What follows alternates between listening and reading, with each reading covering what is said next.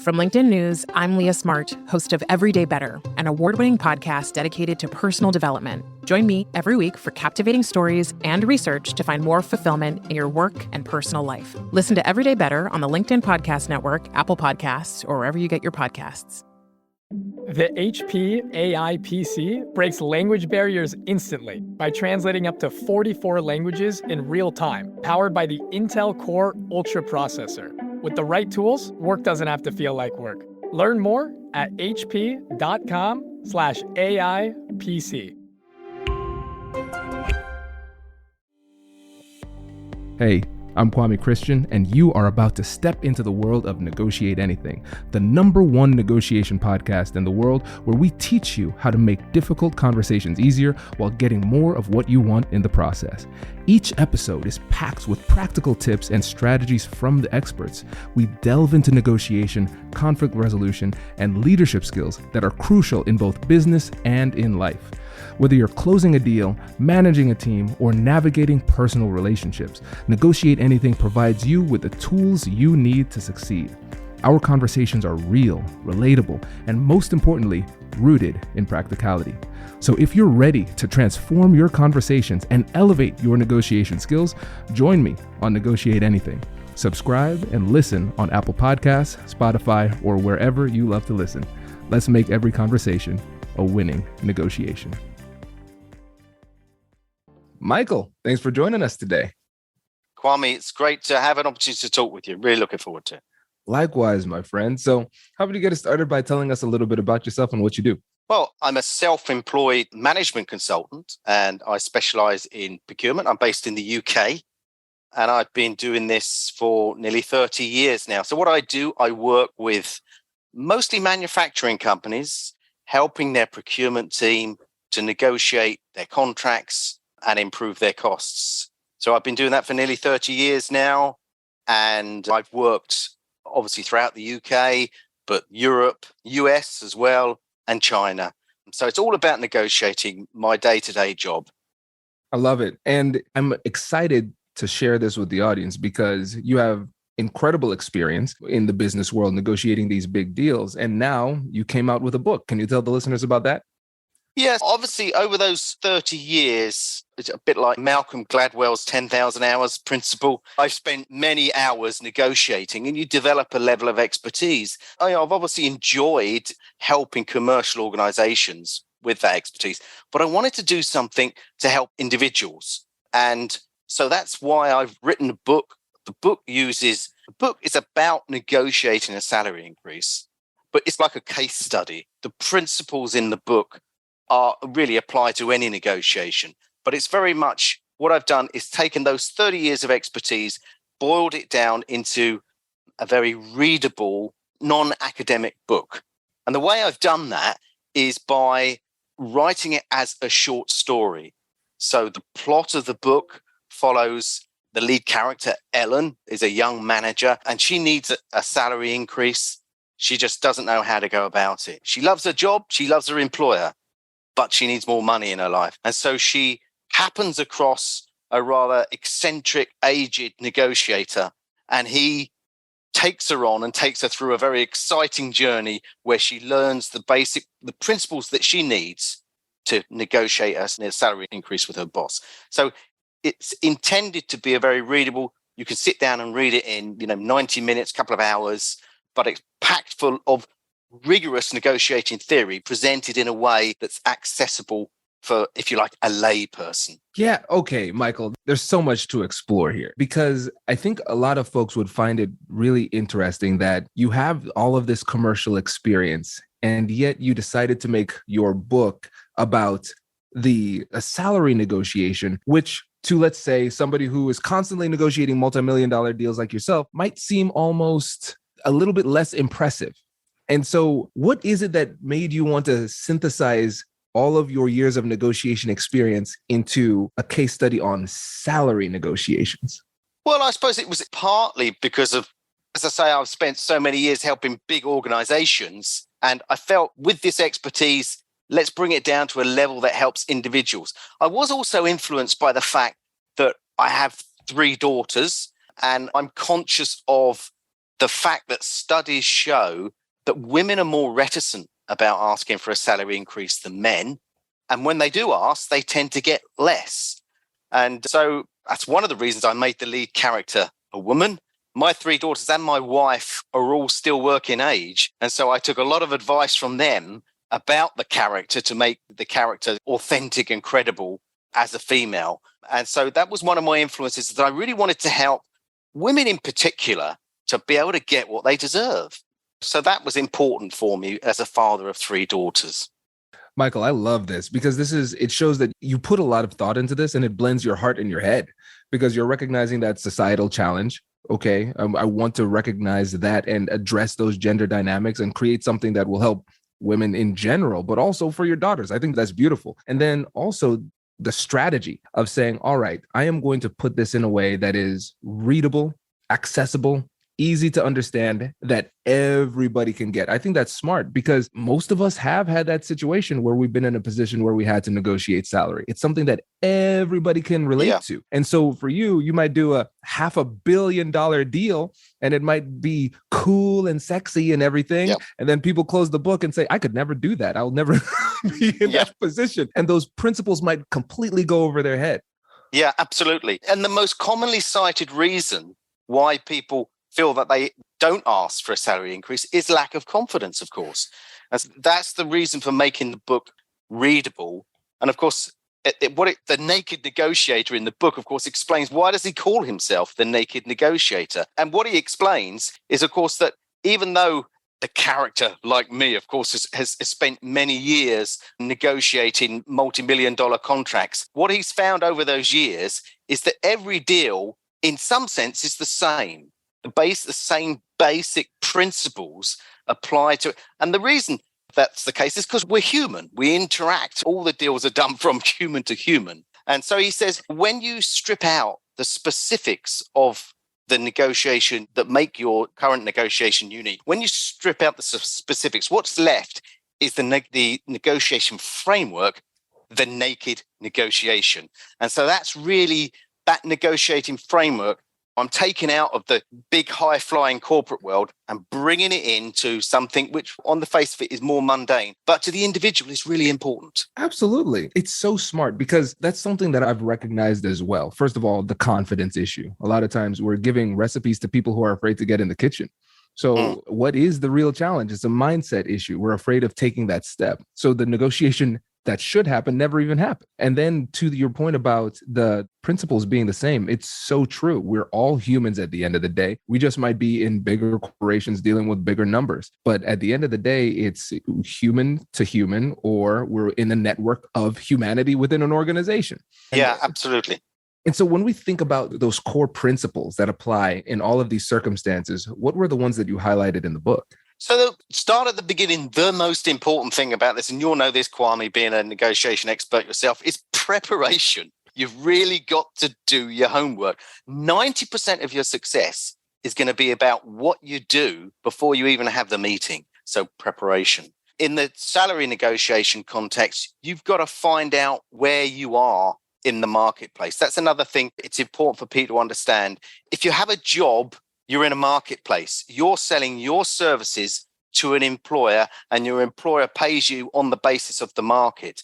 So if you feel you're underpaid, you've got to do some homework. Get on the internet, go to websites, I don't know, like payscale.com or something like that. Try and find out where your current salary sits in the general outline of salaries. Try and be as specific as you can, your level of experience, your specific job as you can, your industry. But do your homework, it's preparation. And that's going to help with the confidence thing, because if you feel you've really done your homework, then you're going to be more confident when you come to have the discussion. You also might want to make sure that you've got information on your current role, how are you doing. Even if your business, if your employer doesn't require you to, I would say as a matter of habit, make sure you've got KPIs, key performance indicators for your job.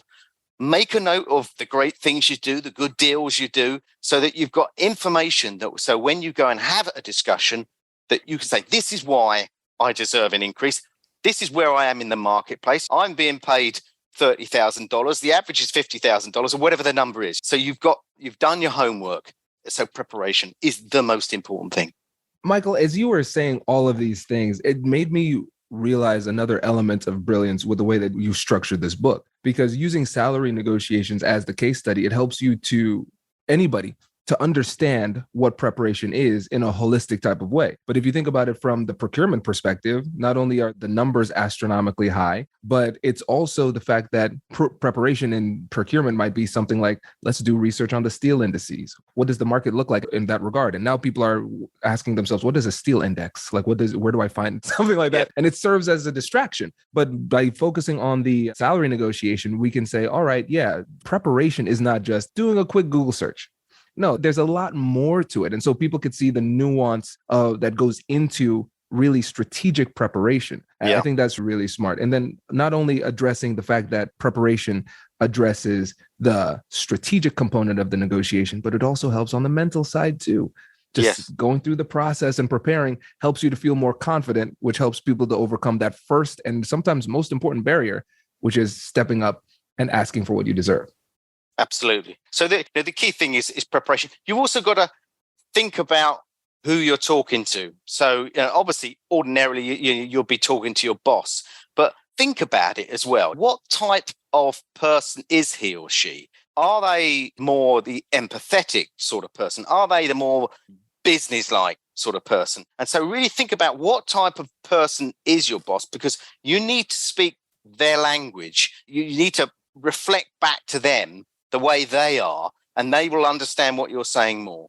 So you may be, for example, the sort of more emotional, empathetic sort of type, but if your boss is businesslike and is all about the numbers, all about the justification, then you need to be able to speak his or her language, because if you speak the wrong language, then they're not going to connect with you. And of course, that applies as in the commercial context as well. You've got to speak the same language as the other party.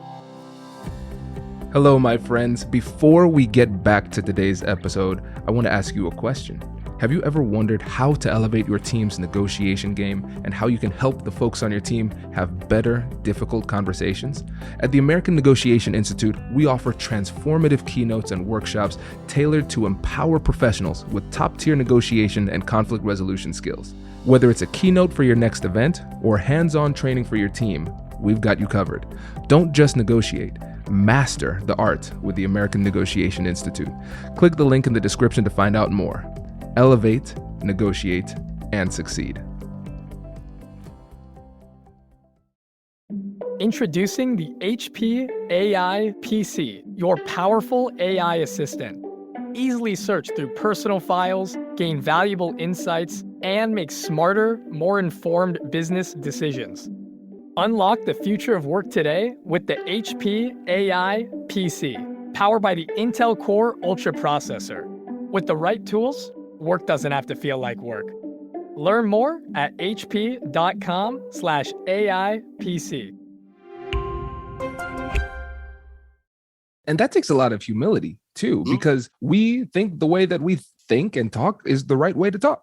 Right? We're very biased to ourselves. And so we have to switch from egocentric persuasion to empathetic persuasion, taking the time to understand how the other person is seeing the situation, feeling about the situation, and their personality style. Because let's say you are somebody who is naturally more empathetic. You like to have deep connections with people and go into the conversation. So you're like, this is empathy. This is how we should communicate. Yeah. And then you talk to somebody else who is just very business oriented, like you said, and that same empathetic approach can come off as almost disrespectful because you're not respecting their boundaries. So you have to understand the other party and adjust as necessary while still being authentic to yourself, but just not catching those cues and adjusting. That could be the difference between success and failure in these conversations. Yeah, absolutely. And I think in that context, I'm really talking about the sort of kind of language that we're using, because ultimately, when you're talking about a salary increase, it is going to be about demonstrating to your boss that you have this value to the business. So it is going to be about the numbers. It's no good if you feel you need an increase or you deserve an increase. You have to demonstrate it. I listened to your great discussion you had with the Vice Bratby, and I like what she said. She wanted data, not drama. She's dead right on that. You've got to have the data. Just because you feel you deserve an increase, That's not it. You've got to demonstrate it. So although, yes, you need to understand the other person and try and reflect their personality or the way, I feel the kind of language they use. Ultimately, It is about the data and you've got to do your homework. So that's going to be the critical thing. It's so important. And sometimes we have to reflect that language. But first, we have to listen first to see where they're coming from. What angle are they taking about this? And you're right. When I think about data, not drama, it was a great line. Yeah, I like that. And I think it requires a lot of restraint too, because there might be some things that are very meaningful to you and very persuasive to you that could have at best no impact, but at worst, a negative impact in the conversation. So let's give the example. Let's say you feel as though you've been passed over for promotions. Let's say you feel as though it's unfair the amount that you're getting paid. And so those might feel very real to you, but they might come off as very insulting or aggressive to the other side. And so you have to think about it from their perspective. Are those terms that I'm going to use? No, that doesn't sound like data. That certainly sounds like drama. Absolutely. Kwame, when I'm thinking about negotiation, I don't like the word fair. I prefer the word reasonable. What's reasonable? Because fairness is a pretty subjective thing. And in the book, one of the bylines the negotiator quotes is that you can wish life were fair or you can negotiate. And what he's really saying there is life isn't fair. Let's be honest. And it doesn't all get shared out fairly. It's about what you ask for and what you go for. If you rely on your boss to be fair, that's a very risky strategy. If you're very lucky, he or she might be, but you're not going to get very far just relying on people being fair. You've got to negotiate. That's the key thing. Bingo. And I'm really glad you said that.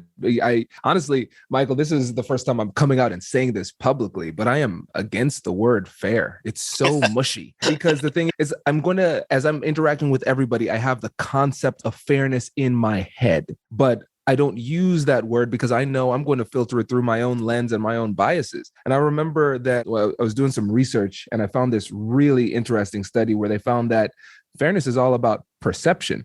Yep. And if you are in a very good position, you are very unlikely to say something's unfair.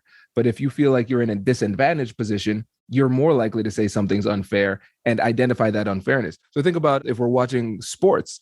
Nobody after they win the championship says, you know what? Those refs were awful, by the way. They were terrible. Yeah.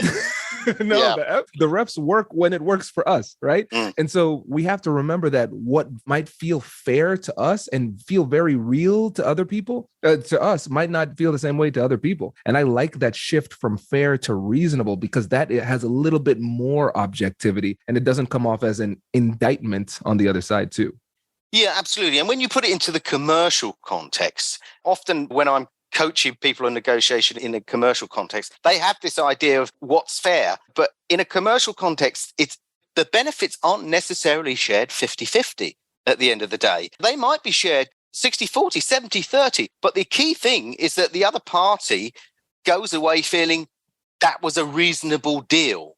I always say to myself, if I'm having a prolonged negotiation, and it goes on a long time and it's quite complex. And I get to the end of it and I shake hands with the other side and they say to me, thank you, Mike, for all your help. I think, yeah, I've done that right because I've got everything I wanted and they still feel it's reasonable. They still feel I've been reasonable. So, yeah, I prefer the word reasonable more than fair. Fair is, for me, I agree with you, is a bit mushy, a bit too subjective. Absolutely. And let's dig into that word reasonable too. When you are conveying that message to the other side that what you're asking for is reasonable or your goal is to come to a reasonable outcome for both parties, how are you communicating that to the other side? Well, I think the key thing here is that we're coming back to Vice's data, not drama. And so I'm using if I'm in a commercial context, the market information I've got, actually it's the same with the salary context. We've gone to the market and we've said, what is reasonable? Where do I sit? What is the reasonable price within this marketplace? And so what we're trying to do there is we're depersonalizing it. We're not making it a competition between me and you. We're just saying what we're trying to find out is what's a reasonable outcome for this discussion. I'm not trying to defeat you. Again, the naked negotiator says great negotiators are problem solvers. They're not warriors. This is not a battle. We're trying to find a solution that works for you and works for me. Oh, this is so good. Michael, I could keep going.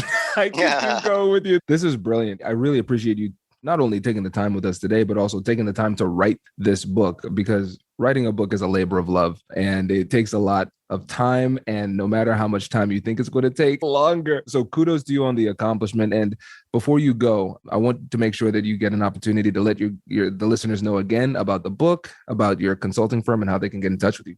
So in terms of the book, if you Google The Naked Negotiator, you'll find it. And it's obviously for sale in all the major stores.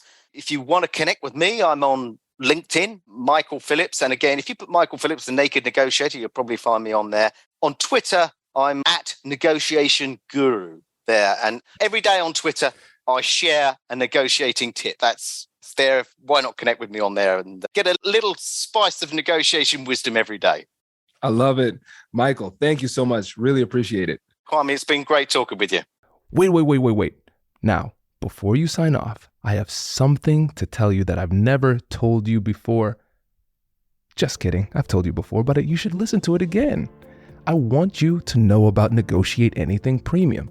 Imagine all of the things that you love about our traditional feed, plus so much more. I know you like our traditional feed because you're at the end of the episode. And with Negotiate Anything Premium, you'll get more bonus content you've been asking for, more of the expert insights that you can't get anywhere else, and more exclusive behind-the-scenes access into every conversation. Are you ready to get more of what you want out of your life, career, and every conversation? With Negotiate Anything Premium, you'll have access to more high-level, custom-designed content and insights, giving you the tools you need to negotiate higher salaries, better deals, and better relationships in your life and career. Once I had a listener share that Negotiate Anything helped her to negotiate a $53,000 raise. Could this be you? What would that mean for your life?